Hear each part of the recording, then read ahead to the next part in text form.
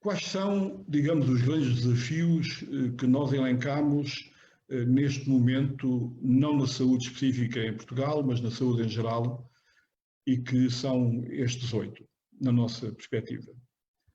Por um lado, assistimos ao nascimento da nova medicina. Recordo que o professor João Lobo Antunes foi um dos últimos médicos que escreveu sobre este tema, até editando um pequeno livro na Fundação Francisco Manuel dos Santos. E esse tema da nova medicina é tão abrangente e tão importante que no meio desta pandemia se tornou crítico e obrigatório, porque os novos médicos vão ser muito diferentes dos médicos tradicionais, mas a nova medicina, ela sim é mais intrincada e não apenas com novos fármacos, com novas tecnologias de saúde em geral, mas sobretudo com novas abordagens integradas com o social. Um segundo desafio, e que em Portugal ficou muito claro, e que as redes sociais ativam muito, é o tema da literacia em saúde. No sistema educativo não há muita literacia em saúde como parte do currículo, mas no geral a literacia em saúde é bastante deficitária.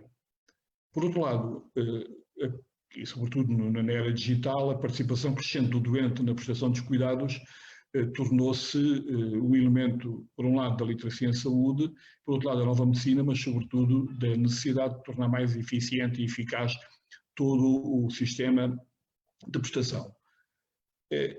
Como quarto desafio, e talvez daqueles que têm sido nos últimos tempos mais equacionado, é o humanismo na prestação de cuidados. A tecnicidade é hoje relativamente dominada, mas a força da tecnicidade, e em particular a força daquilo que se chama a informática na saúde, ou sistemas de informação na saúde, levam por vezes se coloca o tema. E não há tempo para falar com as pessoas, não há tempo para falar com os doentes, não há humanismo na prestação.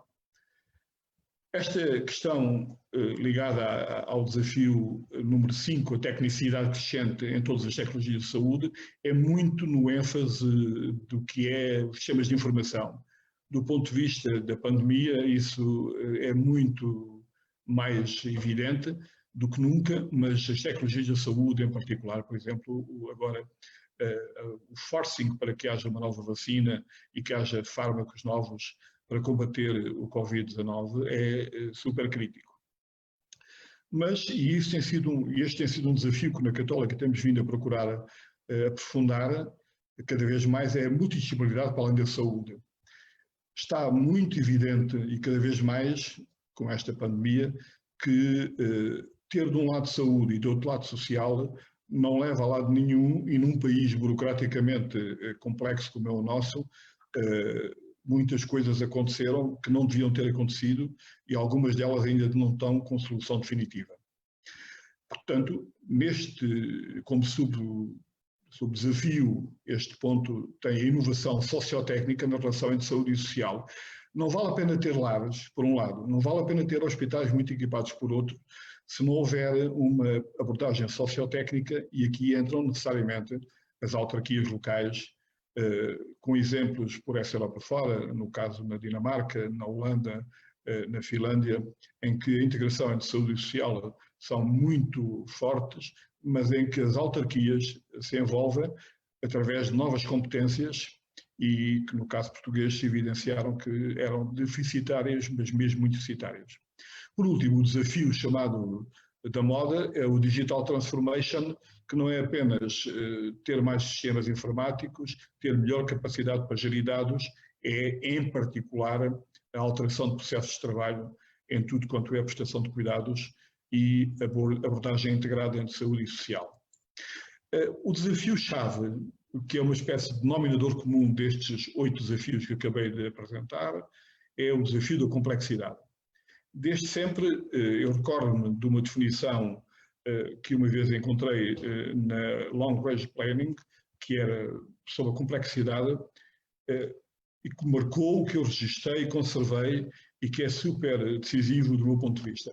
A complexidade nos temas de saúde e na abordagem integrada entre saúde e social obrigam a que estejamos sistematicamente a lutar contra 3 grandes eixos, 3 grandes macro desafios.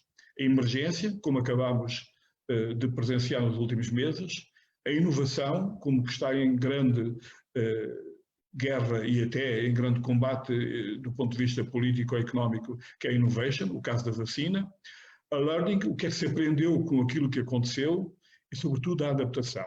Claramente, a adaptation é, no caso internacional, algo que eu penso que está neste momento a decorrer muito rapidamente e que em Portugal, infelizmente, me parece que ainda está bastante adormecido. O que é que se vai ter depois desta pandemia e, sobretudo, a hipótese de, quando chegarmos a março, abril do próximo ano, as coisas não estarem suficientemente capazes. No caso do SNS, e a minha experiência dos últimos 10 anos enquanto gestor hospitalar, levam-me a dizer convictamente e com conhecimento de causa de que praticamente está tudo parado, sem que haja grande vontade mesmo até de rapidamente pôr em marcha esta adaptação com base nas lições aprendidas. Portanto, resumindo, complexidade é o desafio-chave e os três elementos para o estudo dos sistemas de saúde são estarmos cada vez mais habituados a lutar com a emergência, fazer a inovação transversal, mas sobretudo a inovação neste caso, agora ao nível da tecnologia da saúde nos fármacos, aprender com os erros e adaptar com base na experiência, no learning by doing. Tudo isto naturalmente em contexto digital. O problema, para mim, muitas vezes só se pode equacionar bem e discutir, nomeadamente em fóruns que o nível de reflexão é já mais elevado, com algumas metáforas. E eu, durante esta confinação, deste confinamento dos últimos 4 meses, fui revendo livros, os mais variados de que eu tinha lido, e durante um dos dias lembrei-me de um livro que era o Oníris, que era um país estranho, que havia 7 raças humanas, mas que não estavam preparadas para lutar com os conflitos e as disputas que marcavam a realidade. Esse livro tinha sido escrito por uma psicóloga e tinha efeitos pedagógicos e fins pedagógicos. Curiosamente, foi na altura em que eu comecei a trabalhar nos hospitais que li este livro numa viagem entre Lisboa e o Porto e ficou-me fundamentalmente com uma mensagem, era de que, afinal, esta coisa de permanentemente refletirmos entre são coisas de Deus, os deuses, ou são coisas dos homens, fundamentalmente ficam à volta de, umas vezes são romanceados e outras vezes são muito ou demasiado pragmáticos em lutas que são lutas ou políticas ou até mesmo lutas de guerra mesmo pura. E, portanto, neste domínio, o que me aconteceu foi que eu, ao ler o livro e ao recordar o livro, concluí de uma forma muito simples, e escrevi até num papel ali ao lado, que esta história de andarmos a discutir sistematicamente o que eram as máscaras, os ventiladores, etc., era de um mediatismo e de uma incapacidade comunicacional tão grande que eu perguntava, mas afinal, ninguém tem uma perspectiva do que é que devemos fazer daqui a 1 mês, 2 meses, 3 meses. Era só comunicar dados, desenhar curvas e, sobretudo, especular, e nas redes sociais isso era terrível, sobre o que é que estava a acontecer. Não vale a pena discutir o tema dos ventiladores, porque quando um doente tem que ser entubado para poder ser ventilado, isso não é a mesma coisa que estar a dizer que compramos 1000 ventiladores ou temos mais 10.000 máscaras, só para simplificar e ajudar. E, portanto, ficou muito claramente, e depois escrevi-o num texto que saiu no Expresso há relativamente pouco tempo, que planeamento não é ter documentos de planeamento. Documento de planeamento é atuar constantemente, saber o que é que se faz com planos de contingência, mas, sobretudo, no caso de atuar em contingência, não é arregaçar as mangas. E mesmo que sejam, como eu que apresento, como escrito aqui neste slide, com mangas digitais. Muitas coisas que aconteceram durante os primeiros 2 meses resumiram-se reflexões em que o confinamento foi excelente, mas em que algum desnorte evidenciou que as coisas não estavam a ocorrer nem mal nem bem, estavam a ocorrer. Com base neste pano de fundo, o que é que eu gostava de deixar como temas de debate para que depois, mais tarde, o Ricardo possa desenvolver?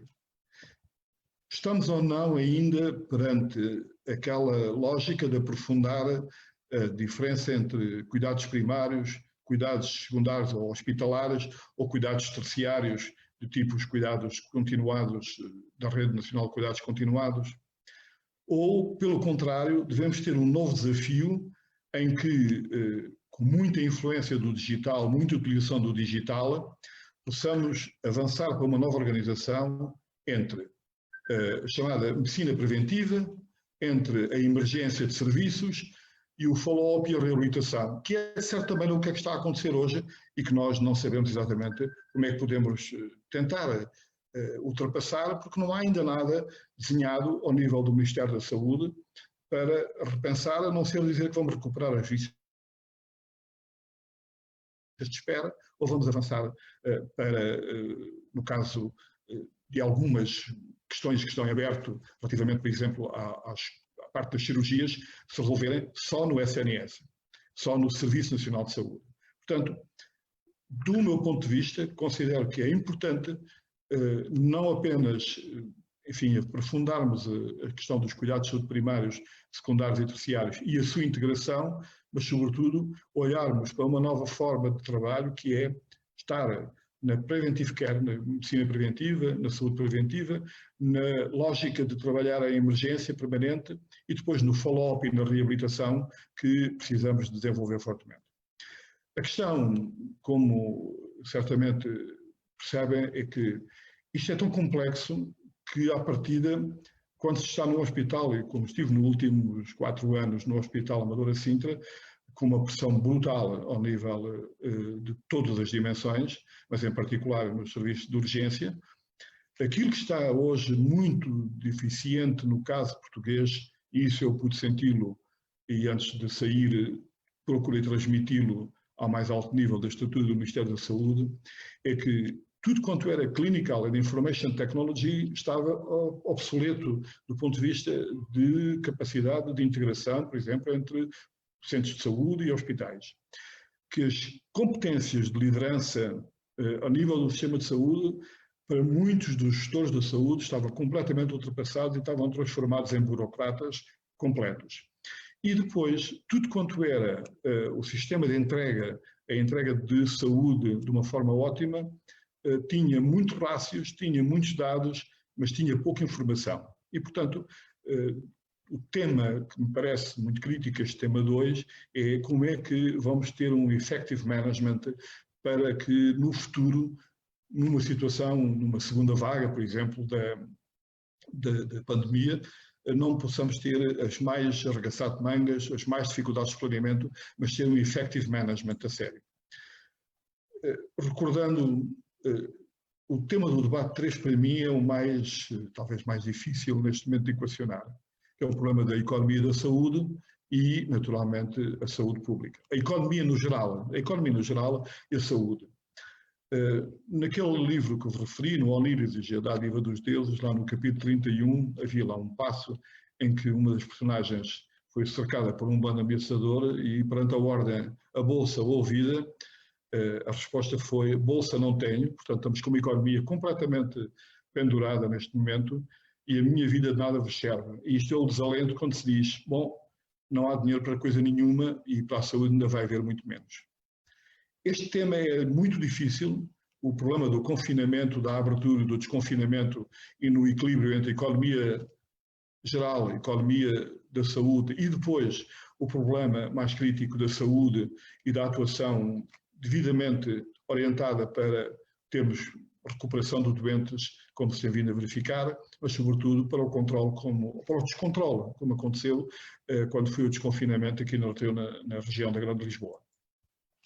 Portanto, o tema 4, e para poder permitir à Joana agora fazer a complementaridade, eu diria que para o próximo outono e inverno, com base na experiência vivida, nas comparações internacionais, a emergência que devemos ter presente em permanência, a inovação na forma como prestamos serviços e no equilíbrio entre economia e saúde, na aprendizagem do que é que fizemos mal e do que é que fizemos bem e temos que potenciar, e a adaptação do SNS, o Serviço Nacional de Saúde em particular, mas o SNS, Sistema Nacional de Saúde, incluindo os privados e incluindo o sistema social, têm que ser completamente repensados, mas repensados tipo espírito à borrasa, e preparar as coisas de uma forma que seja, pelo menos, percebido por parte dos cidadãos, que neste caso, com agora a ajuda comunitária que vamos ter, que a adaptação do sistema é feita para melhor. Da minha parte, portanto, eu diria que está terminada a minha apresentação introdutória sintética, espero ter sido claro e objetivo, para que agora a Joana possa complementar com a experiência e, sobretudo, também aquilo que resulta dela ser farmacêutica. Portanto, está muito mais à vontade do que não sou médico. Desculpem, vai só passar aqui. Em primeiro lugar, gostava de agradecer a todos estarem presentes e ouvirmos um pouco hoje à tarde.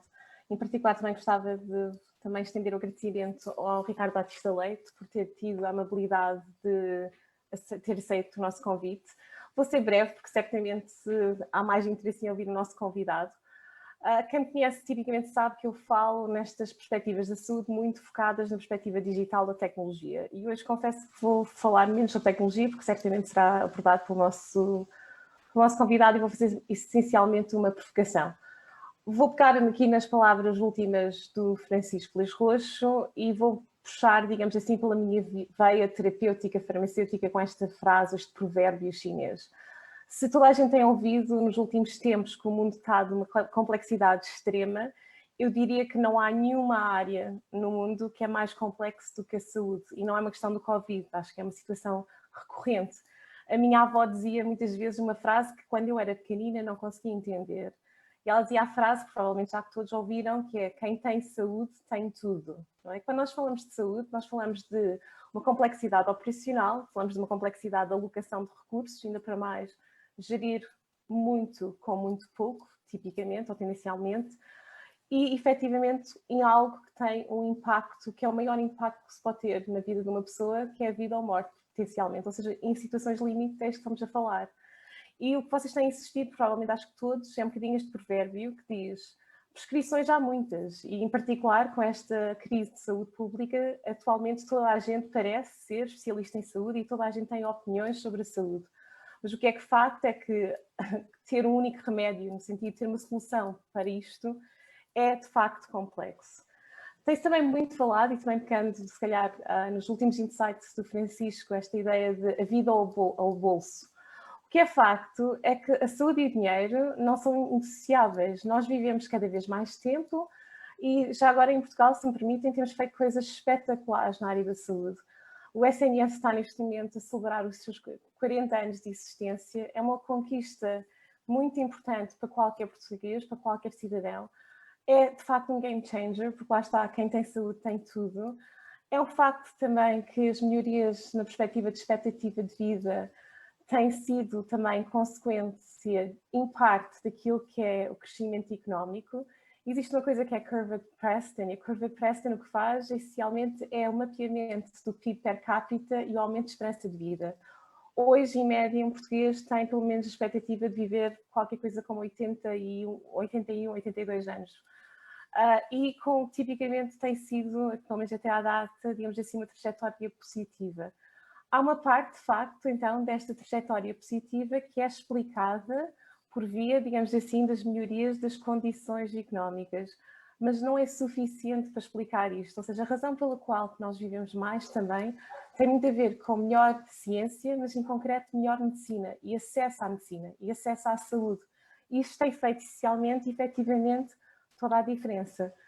Mais concretamente, o facto pelo qual vocês estão, ou seja, o facto de nós estamos todos a viver também mais tempo, faz com que nós também sejamos cada vez mais doentes. No sentido de temos cada vez mais a expectativa de virmos a desenvolver doenças crónicas, que geralmente são aquelas que são fatores de risco que levam à nossa morte. É por isso que a situação do Covid-19 é-nos tão estranha no ano de 2020. Uma doença infectocontagiosa que põe em causa a vida não é de todo comum hoje em dia, ou seja, pelo menos nos digamos assim, os países do mundo maduro, geralmente nós temos uma expectativa de viver muito, viver durante mais tempo e vir a ter eventualmente umas destas doenças Nós, se não são já, provavelmente ficarão a ser, mais tarde ou mais cedo, um Honda. Um Honda não é um Toyota, não é um Tesla, não é um Porsche, é um Honda porque os Hondas são os doentes hipertensos, obesos, non-compliant na perspectiva de terapêutica, ou seja, não tomam medicação, os diabéticos e os asmáticos. Estes doentes representam 70% dos custos associados à saúde nos países maduros e representam já agora 80% de todo o volume de trabalho na área de medicina. Ou seja, são estes os doentes que inicialmente estão a pôr uma pressão no sistema. Nós temos cada vez mais pessoas a viverem cada vez mais tempo, a desenvolver doenças que vão precisar, evidentemente, de monitorização e acompanhamento. Estas doenças tipicamente têm um prognóstico razoável, ou seja, as pessoas vivem durante mais e mais tempo, quer dizer que precisamos mais recursos, ou mais concretamente temos mais custos nesse sistema. E isto, de alguma forma, em parte, explica a pressão que nós temos. A pressão do Covid só vem, digamos assim, agravar esta situação porque ela acresce àquilo que é já este paradigma. Por outro, a perspectiva da ciência, a evolução da ciência, nós de facto estamos num tipping point na perspectiva de tech health. E eu geralmente falo destas áreas da genética, da robótica, da medicina personalizada, de impressão 3D, de medicina regenerativa, mas numa perspectiva mais macro, e também pegando num dos desafios do Francisco Leis Roxo, esta ideia do reimaginar o que é a medicina. Nós, durante muito tempo, em particular pelo menos na área terapêutica ou farmacológica, pensávamos essencialmente naquilo que nós poderíamos basicamente de digamos assim, evidência empírica. E a certa altura essa evidência empírica passou a ser mais baseada naquilo que nós chamamos de evidência epistemológica populacional. E é a base daquilo que nós chamamos de a medicina baseada na evidência, que na verdade o que diz é que eu tenho que ter fortes indicadores de evidência para poder escolher ou prescrever, digamos assim, uma determinada terapêutica. É por isso que é muito estranho que durante também esta pandemia tenha havido tanta falsa ciência, porque estas indicações de medicamentos, sinceramente, pelo menos questionáveis no que diz respeito à sua eficácia, não é boa ciência e não é supostamente a tradição de medicina que nós temos vindo, de alguma forma, a evoluir. Mas hoje estamos, efetivamente, numa perspectiva de tipping point. Mais do que medicina baseada na evidência, nós estamos na fase, ou pelo menos no advento, idealmente, daquilo que será a medicina personalizada. Com a perspectiva da genética, da genómica, associada à parte dos dados e o poder computacional, nós temos a capacidade hoje em dia de começar a gerar dados para ter insights individualizados para as pessoas e um tratamento cada vez mais tailor-made para aquilo que é o perfil molecular de cada um, com efetividade, em teoria, aumentada, com a utilização de recursos mais inteligentes. Ou seja, a nova área e a nova tecnologia da saúde, em teoria, vai nos levar para este advento. Ontem eu participei num webinar com um conjunto de médicos a falar de telemedicina, ou mais concretamente quase a ideia de o afastamento do doente, pelo menos em sistema complementar, daquilo que são as consultas face-to-face, que foi uma coisa que teve uma adoção crescente, francamente, face ou como consequência do Covid. Há aqui também outro problema, claro que, ou seja, eu sou fã, ou melhor, eu acho que a telemedicina funciona, mas nós nunca podemos esquecer aquilo que é a base da saúde na perspectiva mais holística. A saúde tende para aquilo que nós chamamos cada vez mais o high-tech, mas nós nunca podemos descurar aquilo que é a base da saúde, que é a saúde high-touch. Não há nada que substitui o fator de confiança e de empatia entre o paciente e o profissional de saúde. Isto vem da interação, isto vem do conhecimento da própria pessoa, ou seja, a par do perfil molecular, o futuro da saúde, quanto a mim, tem que também rever ou tem que incorporar o perfil social, o perfil ambiental, a perspectiva do comportamento. A maior parte de nós vamos nos transformar em Hondas por causa de comportamentos menos positivos ou nefastos durante décadas. Isto tem tudo associado e tem que estar alavancado na educação, ou seja, mais concretamente a educação, a literacia na saúde, não só para os profissionais, mas em particular para a população em geral. Uma população mais educada, com maior literacia, tipicamente tende também a ter melhores condições ou melhor estado de saúde a nível populacional. E por último, para terminar a minha intervenção, eu vou-me apropriar de uma frase que me foi dita por um médico que é professor na Faculdade de Medicina na Universidade do Porto, agora há dias. E disse o seguinte: o problema atualmente é que as equipas clínicas vivem em formato de bombeirismo. O que quer dizer que a operação do dia-a-dia consome completamente o esforço. Desenganem-se se acham que o que ele dizia a respeito do bombeirismo era consequência apenas do Covid.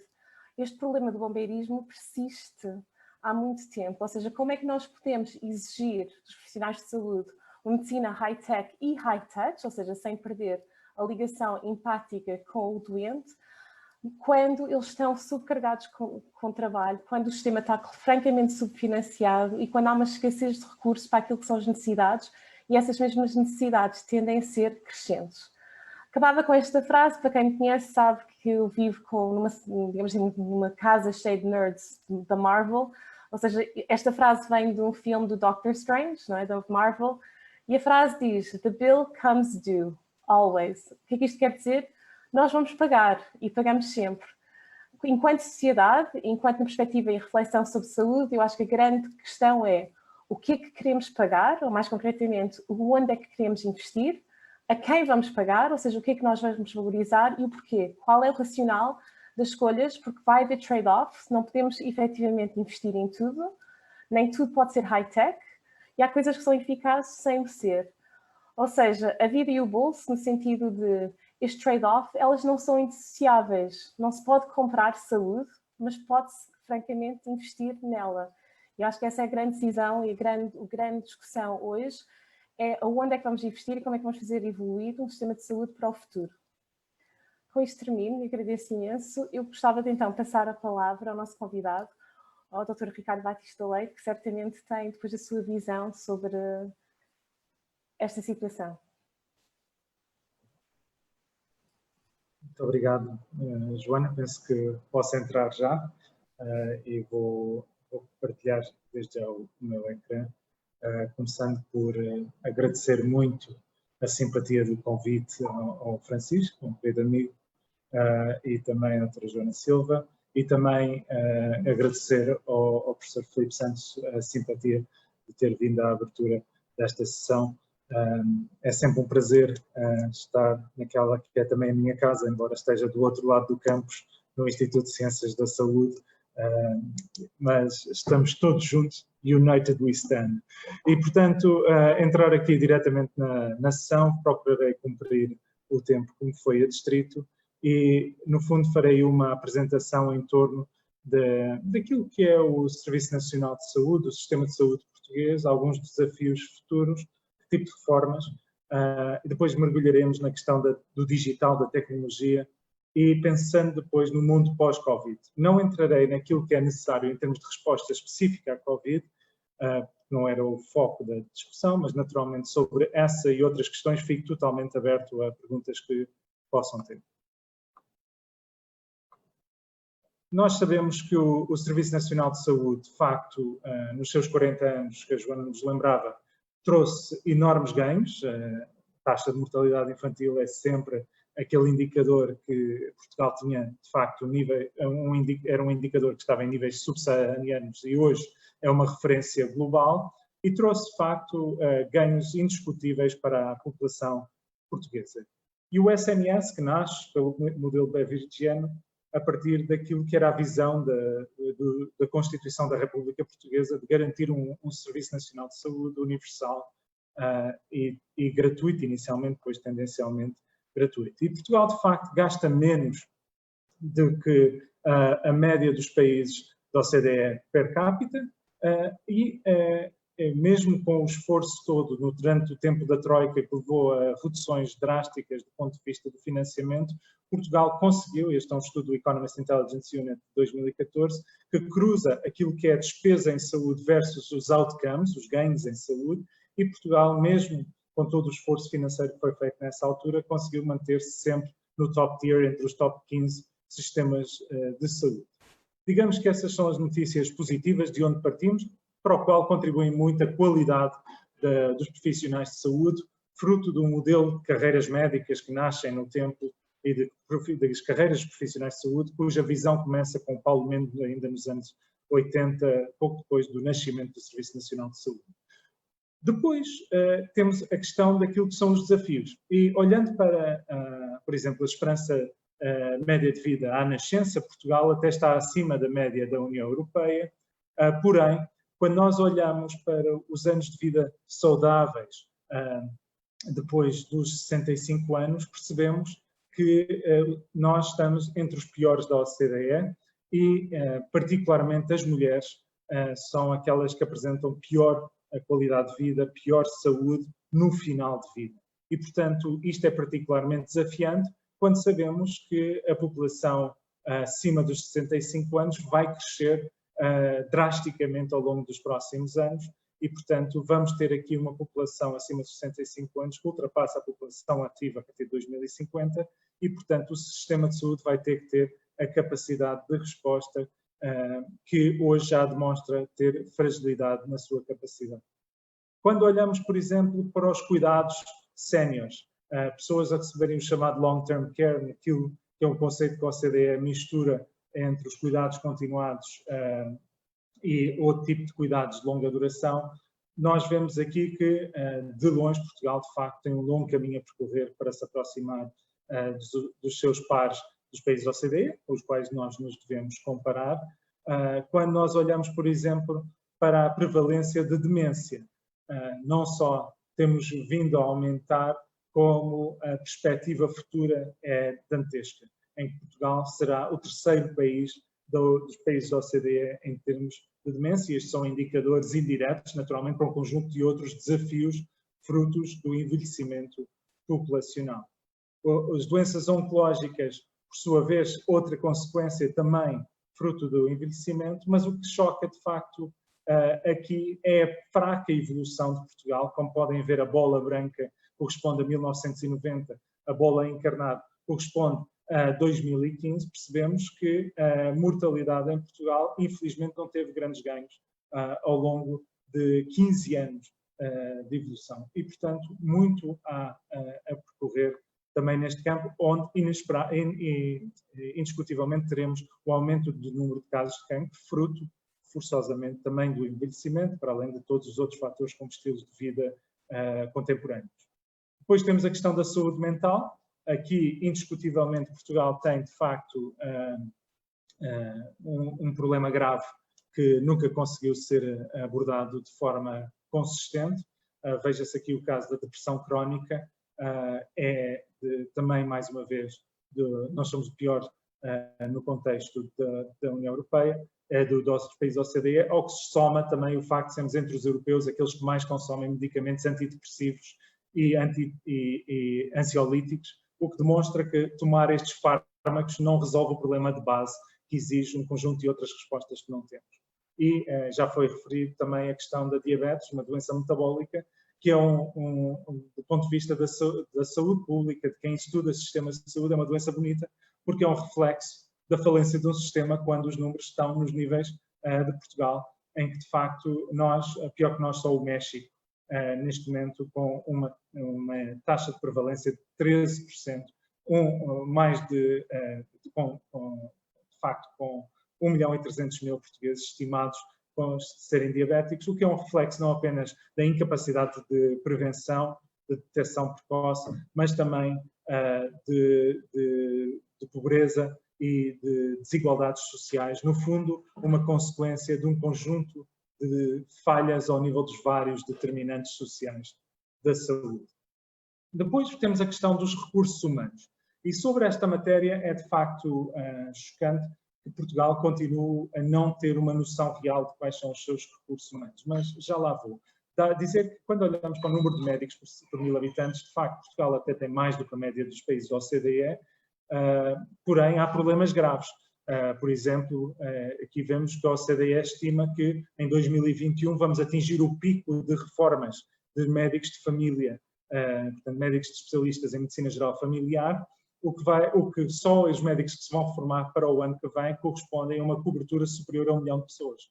Nós vimos que de 2019 para 2020 já houve 110.000 portugueses que ficaram sem médico de família. E, portanto, percebemos que aquela ideia de cobertura universal, com as políticas atuais, não vai acontecer tão cedo. E o equilíbrio só é alcançado com os médicos em formação em 2025. E outro desafio é que, apesar de Portugal ter mais médicos face à sua população em comparação com os países da OCDE, percebemos que estão todos concentrados em Lisboa. Naturalmente, depois há outros centros urbanos como Coimbra e Porto que vão tendo, mas em todas as outras localidades fora da área metropolitana de Lisboa, Portugal está abaixo da média dos países da OCDE. E eu não tenho os dados, porque os dados não são públicos, mas os dados indiretos que vamos tendo é que depois há áreas de especialidade médicas onde há falhas graves do ponto de vista de oferta de médicos, desde os anestesistas a algumas áreas cirúrgicas, entre outras. E quando olhamos para a distribuição dos profissionais de saúde pelo sistema de saúde, nós percebemos que nós, durante décadas, ouvimos dizer os dirigentes que o Serviço Nacional de Saúde tem que ter nos cuidados primários, no fundo, o médico de família, o enfermeiro de família, a sua porta de entrada, mas depois colocamos 2/3 dos recursos humanos, sejam médicos, sejam enfermeiros, sejam outros técnicos de saúde, nos hospitais. E, portanto, há uma incoerência entre aquilo que é dito na teoria e depois aquilo que se verifica na prática. E falando em enfermeiros, é de facto chocante a falta de enfermeiros que há em Portugal, que poderiam ter um papel até muito mais alargado do que têm hoje, e nós, de facto, continuamos com um número de enfermeiros muito abaixo daquilo que é a média da OCDE. Temos visto, desde a crise da Troika, um aumento sucessivo do orçamento de saúde, porém, temos visto também que muitas vezes é acompanhado de dívida. Neste momento, a dívida até está num valor relativamente baixo. No entanto, neste momento, nós temos aqui uma preocupação, que é o facto de o orçamento que hoje temos à disposição, e já não estou a entrar no fator Covid aqui ainda, nós basicamente temos a verba disponível igual àquela que foi gasta no ano transato. Ou seja, nós neste momento corremos o risco de não ter a capacidade de resposta, de incrementar a nossa capacidade de resposta enquanto Serviço Nacional de Saúde, que deixou, como sabemos, tempos de espera e um conjunto de outros desafios por resolver. Quando olhamos para o período pré-Covid, portanto, o caminhar desta legislatura e pouco entre os ministros Adalberto Campos Fernandes e a ministra Marta Temido, houve aqui alguns saltos de qualidade. O novo portal da saúde, que juntou um conjunto de informação, foi um importante passo, ainda tem um longo caminho a percorrer no que diz respeito à transparência. Foi feita uma promessa das 35 horas, hoje há quem conteste isto como tendo sido uma má decisão de gestão, mas na realidade foi uma promessa cumprida. Como já referi, os médicos de família não vão ser cumpridos, este número já está, aliás está desatualizado, este número hoje está acima dos 800 mil portugueses sem médico de família. Tinha sido prometido mais enfermeiros, continuamos com o problema. Os prémios para resolver o problema das listas de espera também não. Tinha havido um recuar por parte, em 2016, por parte do Governo, de todos os contratos com as misericórdias, mas depois reverteram e hoje esses contratos começam a estar assinados discretamente. Foi prometido um alargamento da Rede Nacional dos Cuidados Continuados. No que diz respeito à saúde oral para todos, hoje há 82 dentistas a nível nacional, o que dá um dentista por cada 125 mil portugueses. Não me parece que este seja o modelo que vai resolver. Acabou-se com o programa SNS Sénior, ou Saúde 24 Sénior, mas entretanto começou a ser reiniciado no final do ano passado para dar resposta aos desafios do envelhecimento populacional, e um conjunto de hospitais novos que foram prometidos, nenhum foi feito. Não se aumentou a cotas genéricas, embora aqui a promessa tenha sido feita, mas algo que nos faz pensar é que possivelmente será difícil e muito além daquilo que é a cota que hoje temos. A aposta nas USRs verificou-se de uma forma muito frágil, e o investimento no SNS, quando nós olhamos para investimento concreto em infraestruturas, em serviços, de facto verificamos que não ocorreu. E, portanto, quando a ministra tomou posse há pouco mais de um ano, de facto estava de olhos fechados porque tinha um desafio gigantesco pela frente, e isso compreende-se verdadeiramente.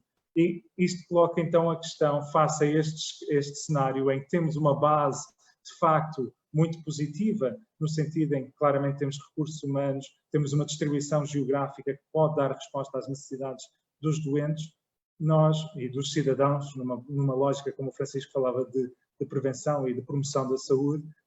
A pergunta que se coloca é, face a estes desafios todos que nós encontramos, e apenas fiz uma abordagem muito rápida por causa do tempo, qual será o futuro do Serviço Nacional de Saúde?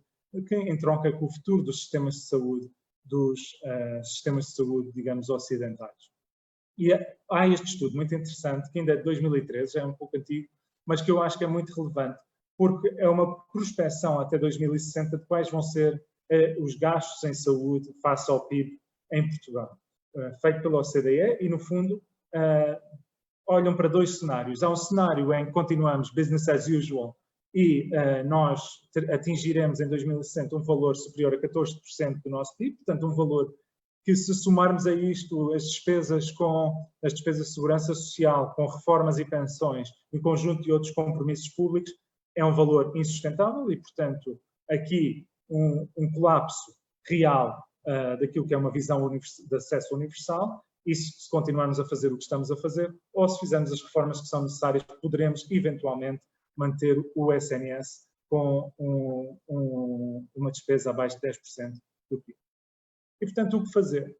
Que reformas são estas? O que precisamos de fazer para alcançar, no fundo, um SNS que dê resposta às necessidades de saúde e, por outro lado, se mantenha financeiramente sustentável?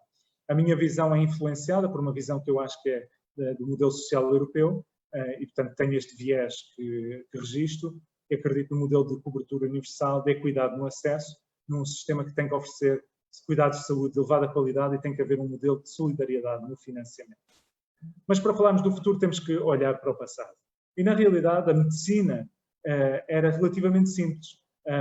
Quando olhamos para os antigos, para os gregos, para os romanos, desde Hipócrates, na realidade eram 4 conceitos base: promover a saúde, preservar a saúde, restaurar a saúde quando comprometida, restaurar as pessoas do mal-estar e da dor.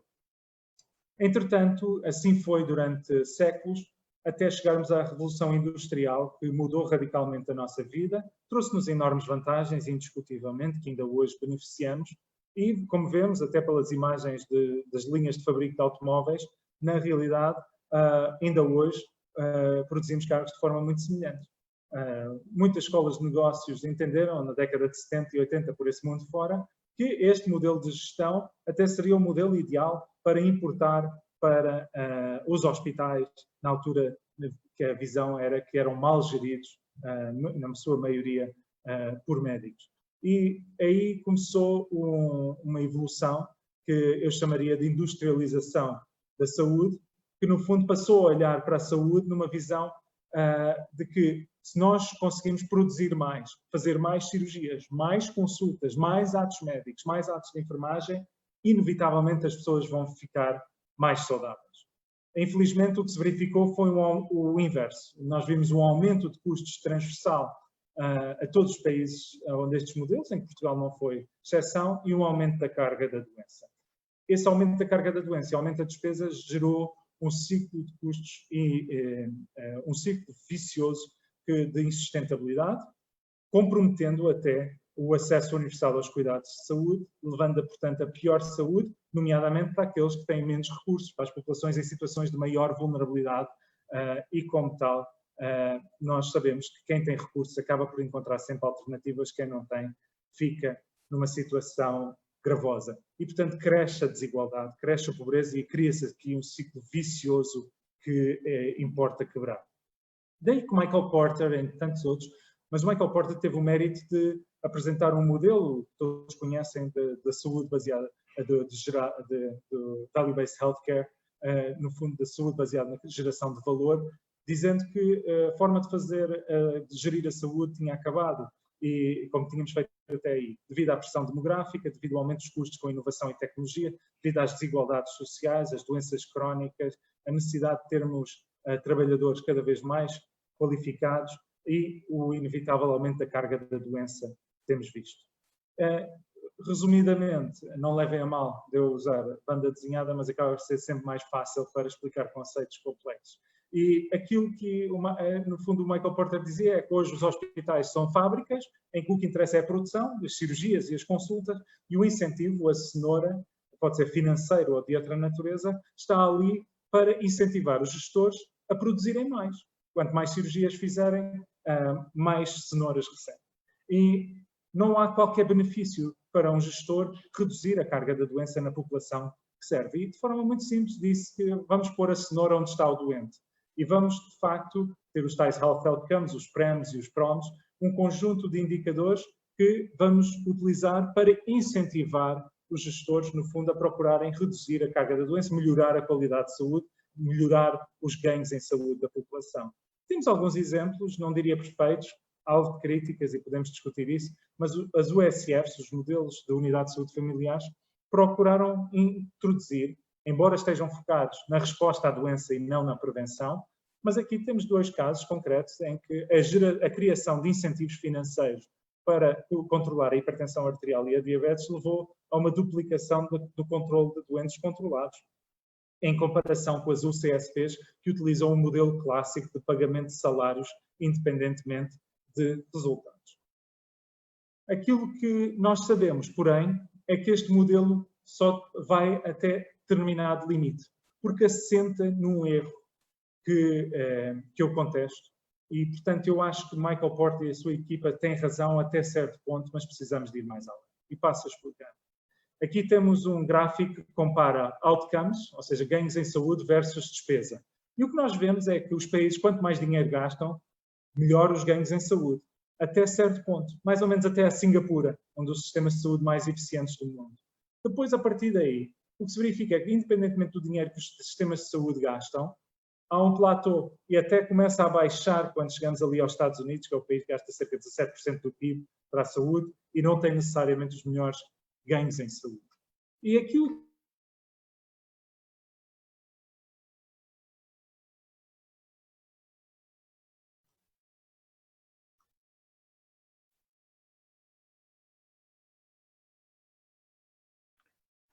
Bem, parece que estamos com problemas técnicos. está focado na resposta à doença. E, portanto, a pergunta é como é que nós atingimos esta terceira linha de incremento constante dos ganhos em saúde e manter a sustentabilidade financeira.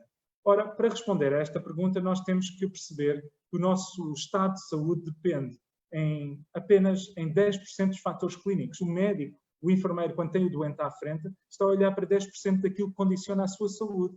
30% depende de fatores biológicos, nos quais incluímos a genética, difíceis de alterar. Começa a haver tecnologia no campo daquilo que a Joana falava da medicina personalizada, mas ainda há um longo caminho a percorrer. 60% do nosso estado de saúde depende dos fatores exógenos, dos fatores ambientais, sociais, económicos, o contexto onde a pessoa vive. E, portanto, a abordagem dos determinantes da saúde vai ser determinante. E, portanto, aquilo que, no fundo, quero dizer com tudo isto é que a cenoura não pode ficar dentro do hospital, a saúde tem que ir para dentro da comunidade, para uma visão de Community Value-Based Healthcare. No fundo, uma visão em que os incentivos estão no sentido de reduzir a carga da doença a partir da comunidade, em que podemos criar indicadores, que eu utilizei o termo de CBOMs, os Community Based Outcome Measurements, que no fundo são indicadores de base comunitária que nos permitem criar incentivos financeiros e de outra natureza para os gestores terem incentivos de irem para a comunidade. No caso português, isto implica acabarmos de uma vez por todas, acabarmos com as ARS e passarmos por uma visão de ULS 4.0, se quiserem, em que a tecnologia e a gestão territorial passam a ser o centro daquilo que é a resposta da gestão da saúde, para nós conseguirmos garantir uma contratualização que esteja focada naquilo que importa ao cidadão. Aqui a tecnologia entra, e o 5G vai ser determinante, porque nós passamos de utilizar a internet a fazer parte da internet, ou a internet a fazer parte de nós. E aqui a utilização de cloud technology claramente vai ter um papel importante. A monitorização à distância, em pilotos que existem em Portugal a partir do internamento ao domicílio, são pequenos passos daquilo que pode ser, de facto, um campo que pode radicalmente transformar a nossa gestão da doente. Ter a capacidade de orientar o doente dentro do sistema, no fundo dando-lhe um GPS para se orientar, para não se perder, como hoje acontece tantas vezes, o apoio à decisão desde de computação quântica, a inteligência artificial e outros no apoio à decisão clínica e no apoio à gestão da saúde. Hoje, com a Covid, vemos a importância do screening sindrómico entre outras ferramentas que nós podemos utilizar. O nudging, a utilização de conhecimento de economia comportamental e o recurso à tecnologia para a sua implementação pode nos ajudar, de facto, a gerar ambientes promotores de melhor saúde.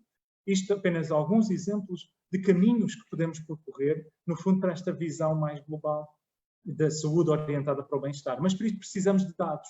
E hoje os dados têm uma importância equiparada quando toca à saúde à dádiva de sangue. E, portanto, as pessoas têm que compreender que vão ter que dar sangue. Vão ter que dar os seus dados e vamos ter que criar modelos, eventualmente até de incentivos, para que esses dados possam dar. Os dados são a eletricidade do século XXI. Sem isto nada vai funcionar. E, portanto, nós temos que criar modelos que possam, eventualmente, até monetizar os dados de saúde para que as pessoas tenham vontade de dar os seus dados. Nós, tendo os dados, podemos depois, por exemplo, criar e permitir que Portugal se transforme num hub de ensaios clínicos, o que iria trazer uma receita gigantesca para o Serviço Nacional de Saúde, para o sistema de saúde, e permitir a sua redistribuição, por exemplo, para todos aqueles que queiram participar com os seus dados. E com estes dados, no fundo, alimentar o conjunto de sistemas que falamos. No fundo, precisamos de todos para a mudança. Eu falo aqui no pentagrama para a mudança. Os políticos, naturalmente, têm um papel enquanto responsáveis pelas políticas públicas do nosso país, mas a comunidade científica tem que ser ouvida, assim como os profissionais de saúde. Nós temos que juntar, de facto, todas as vozes. Os mídias vão ter aqui um papel importante, a sociedade civil inclui aqui as associações de doentes e o setor privado e social. Só com todos estes pilares é que nós vamos conseguir promover as mudanças e tem que ser uma mudança que seja feita de baixo para cima e de cima para baixo simultaneamente. Temos que nos encontrar no meio. Um dos problemas graves que temos verificado nas reformas passadas é que é sempre de cima para baixo a tentar impor à força as ideias sobre aqueles que estão no terreno. O tempo é curto, vejo que tenho mais 5 minutos e, portanto, vou rapidamente passar por alguns casos práticos para depois terminar. Um primeiro caso que todos conhecem, quando o José Saldanha, que infelizmente já faleceu, exigiu o acesso ao tratamento da hepatite C. De facto, na altura, o ministro era o Paulo Macedo e implementou-se um programa em fevereiro de 2015. Utilizando tecnologia, foi, eu diria, o primeiro verdadeiro modelo de financiamento com base em resultados em saúde, em que havia um pagamento contra resultados. Foi criado no Infarmed uma base de dados central, em que cada vez em que os hospitais seriam ressarcidos financeiramente, no fundo, depois de registarem a cura do doente. E a indústria farmacêutica só era paga depois da introdução, depois de comprovado a cura. No fundo, um pagamento contra a cura. Isto demonstra uma mudança radical, em vez do pagamento de forma cega, independentemente dos resultados em saúde. Infelizmente, foi um modelo que caiu, já não existe nestas formas e continua a ser dos poucos exemplos que tivemos em Portugal. No fundo, é uma lógica de Netflix, em que nós pagamos uma subscrição de acesso a uma determinada tecnologia, utilizamos o mais possível para tratar os nossos doentes. A partir da Católica, nós desenvolvemos uma ferramenta na área da hepatite C, no Instituto de Ciências da Saúde, em que permitiu criar, utilizando tecnologia, um modelo matemático que comprova o impacto em saúde das várias políticas públicas. E podíamos comparar os vários países e, utilizando modelação matemática, perceber quais os impactos de nossas políticas em cada ano. Isto permitia tomar decisões políticas assentes na ciência, assentes na evidência, um novo caminho que nós, de facto, temos que percorrer, neste caso, através do gamification da política de saúde. Posso entrar em detalhes se tiverem interesse. Um outro case study eu trago de Cascais, onde tive responsabilidades como vice-presidente e vereador, onde, a partir dos Objetivos de Desenvolvimento Sustentável, criamos um mecanismo através do qual, estou a passar os slides rapidamente, mas mostrando apenas que criamos uma dashboard em que para cada um dos 17 Objetivos de Desenvolvimento Sustentável, criamos um dashboard para perceber em que ponto é que o Conselho, o município está em relação a cada um destes indicadores, permitindo que quando fazemos o orçamento do ano seguinte, percebemos onde é que nós precisamos de investir para conseguir manter o caminho de alcançar os objetivos pré-determinados. Só tendo uma gestão de sistema orientado para resultados é que nós poderemos depois alocar as verbas onde são necessários e por isso é fundamental transparência nos dados. Um último exemplo tem a ver com a georreferenciação de dados, em que nós em Cascais, na altura, paralelamente fizemos este projeto em que nós, por exemplo, olhamos aqui para o número de medicamentos antidepressivos e benzodiazepinas adquiridos pelos pela população para perceber onde é que haveria focos de potenciais problemas de saúde mental. A utilização de informação e de dados, ou melhor, transformar dados em informação que possa orientar a gestão é fundamental. Neste caso, por exemplo, começamos a trabalhar com organizações não governamentais e associações de doentes, orientado para as partes do território onde tínhamos maiores problemas e focados em resultados, ou seja, podíamos monitorizar o impacto real desse tipo de políticas. E, portanto, a tecnologia digital é, de facto, fundamental para redesenharmos os sistemas de saúde, no sentido de sustentabilidade e de ganharmos qualidade e também garantir que o acesso à saúde é feito de forma atempada. O acesso universal aos cuidados de saúde deve chegar a todos os cidadãos, começando pelos mais vulneráveis, e todos devem ter aqui um papel no cumprimento dessa missão, para garantirmos, de facto, que possamos explorar ao máximo o potencial das tecnologias. É necessário estarmos devidamente preparados em termos infraestruturais. A questão do 5G, toda esta discussão do hardware, do software, dos dispositivos é fundamental termos esta discussão de forma séria e planearmos desde já na saúde. A colheita de informação em tempo real de elevada qualidade e garantir a capacidade analítica desses dados e utilização de tecnologias, a inteligência artificial e a computação quântica, entre outras. A standardização europeia é fundamental se nós quisermos, de facto, ter uma política europeia mais eficiente na geração de valor e ganhos em saúde e gerarmos ambientes que promovam a criatividade e a inovação. Para terminar, a Covid-19, de facto, gerou aqui um conjunto de desafios, mas também oportunidades. E aqui a pergunta que se coloca é se nós queremos ser vítimas de nos deixarmos ao sabor do vento e, portanto, da sorte, ou se queremos aproveitar a crise para provocar as grandes reformas, a mudança que queremos fazer. E eu diria que há algumas mudanças, muito mais poderia dizer, mas sumarizo aqui algumas poucas, e que tento sumarizar aquilo que falei nesta apresentação. Passarmos nesta lógica de Serviço Nacional de Doença hoje para um sistema focado para a saúde e bem-estar de base comunitária, olhando para um sistema como um todo. Aquilo que é hoje a Direção-Geral da Saúde falhou na sua missão, nós temos que perceber que temos que estar melhor preparados no futuro e transformar aquilo que é hoje a missão do DGS num conjunto de outras instituições, uma das agências de dados de saúde que se focaliza apenas em dados de saúde, a Saúde Pública Portugal focado na questão da prevenção e promoção da saúde e a questão das normas e orientações, e temos que ter um dispositivo entre a proteção civil, a saúde e as Forças Armadas de resposta a ameaças biológicas e terroristas, incluindo na prevenção de epidemias e pandemias, até numa lógica multilateral, em que cada país deveria ter um dispositivo semelhante, tal como temos na NATO para a área militar. Temos que passar do SNS analógico para um ambiente promotor de criação e adoção de tecnologias e inovação, uma inovação que não é apenas tecnológica, é também nos modelos de gestão, como já falei. A questão da separação que hoje temos entre a saúde e o social tem de passar para uma visão única centrada no bem-estar individual e coletivo e, portanto, hoje aquilo que é o Ministério da Segurança Social e do Trabalho tem que, de facto, ser eventualmente partido, aquilo que é trabalho e pensões tem que ser afastado e aquilo que é social com impacto na saúde, ainda agora vemos com a questão dos lares, tem que estar tudo sob o mesmo chapéu. Não é compreensível que, por exemplo, os cuidados continuados continuem a ser financiados por dois pilares diferentes quando deveriam trabalhar em conjunto. E para além dos desafios sociais das populações mais vulneráveis e dos determinantes sociais que já falamos. E por fim, hoje temos uma economia assente no PIB, temos que aproveitar no mundo pós-Covid para evoluirmos para uma economia do bem-estar, orientada pelos Objetivos de Desenvolvimento Sustentável, em que o crescimento económico tem que ser o foco, mas um crescimento económico que se traduza num crescimento económico que tenha impacto real na vida das pessoas. Infelizmente não tem sido esse o caminho, gerando profundas desigualdades com consequências inevitáveis do ponto de vista social, mas também na saúde. São desafios gigantescos, mas o Mandela sempre nos lembrou que tudo parece impossível até que esteja feito.